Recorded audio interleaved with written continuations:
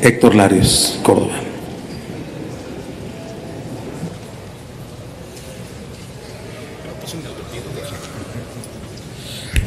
Gracias, presidente. Con su permiso, vengo a respaldar la reserva que ha presentado mi compañera senadora del PAN. En primer lugar, me parece que a veces la propia distorsión de la información que vamos haciendo con motivos políticos hace que nos creamos lo que nosotros advertimos.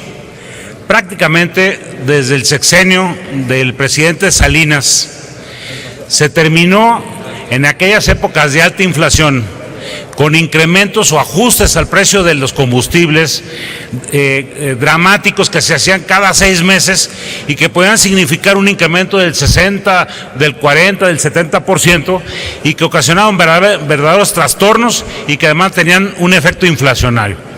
Y en consecuencia, desde entonces, hace más de 30 años, se optó por un mecanismo de incremento gradual mensual para ir incrementando el precio y reducir la brecha con respecto a los costos.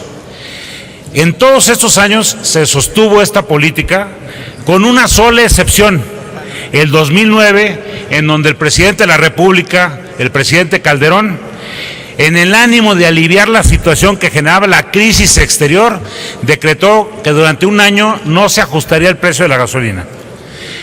Creo que fue una decisión adecuada en torno al bienestar de la gente, pero políticamente costosísima para el PAN, porque a partir de ahí se empezó a mencionar el gasolinazo que tenía 30 años de existir.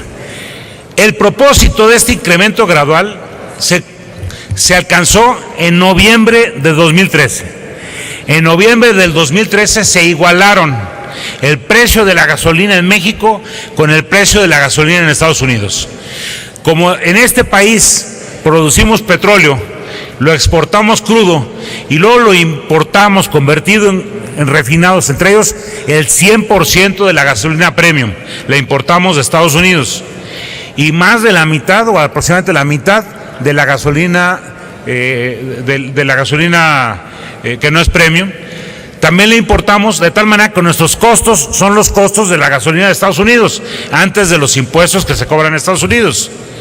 Bueno, en noviembre de 2013 se igualaron los precios, ya no hacía falta deslizar.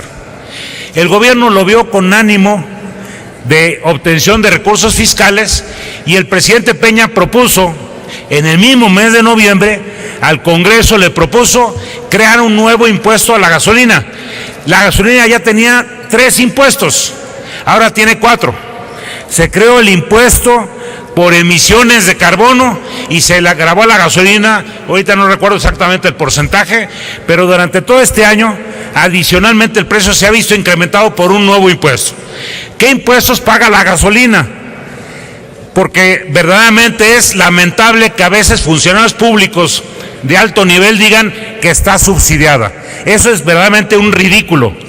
La gasolina paga en primer lugar un impuesto para los estados de 32 centavos por litro. Paga, además, como ya mencioné, el impuesto que se estableció este año, a partir de este año, a las emisiones de carbono. Paga el IVA. Todo litro de gasolina, todo litro de diésel paga el 16% de IVA. Antes en la frontera pagaba el 6% de IVA. Y paga adicionalmente un impuesto que verdaderamente es una entelequia fiscal, el impuesto especial de productos y servicios, y es una entelequia porque se calcula de una manera verdaderamente sofisticada. Pero al final del día la Secretaría de Hacienda, mediante estos incrementos graduales que tienen más de 30 años de existir, con una sola excepción, como dije, la Secretaría de Hacienda determina el precio. Y ahora, por ejemplo, dice, vale 13 pesos con 30 centavos el litro. Y entonces, dentro de esos 13 pesos se toma el costo, se le añaden los 32 centavos de los estados, se le añade el IVA, se le añade el impuesto nuevo a las emisiones de carbono, y luego se hace un cálculo de cuánto debería ser el IEPS. Si el precio es superior a todo eso, entonces se dice no hay subsidio. Si vamos a suponer que el precio es ahorita 13 pesos y con el IEPS debería valer 14, dice el gobierno, te voy a subsidiar 1 peso.